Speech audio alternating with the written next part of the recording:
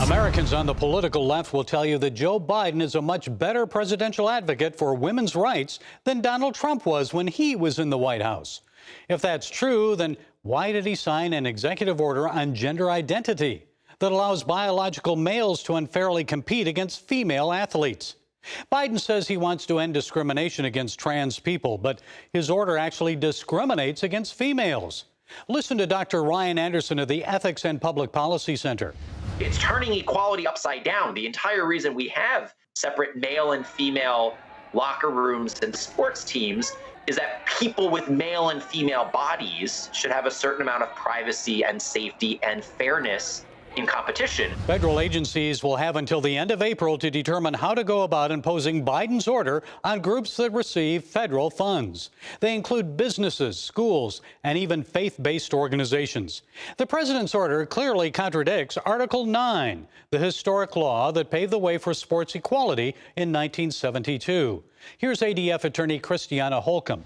We've watched as young female athletes have lost out on medals, on podium spots, on championship opportunities. Title IX is clear that young women deserve to compete on a level playing field. The whole reason we have women's sports as a separate category is because of those physical differences between the sexes.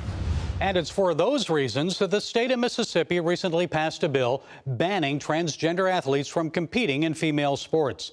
Other states are considering similar legislation as a check against Biden's misguided policy. It is terribly misguided.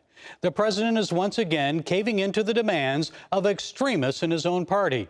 You see, this order is so extreme, even feminist groups oppose it. That's because in Joe Biden's desire to bring about equal opportunity to a small minority, he's discriminating against the female majority.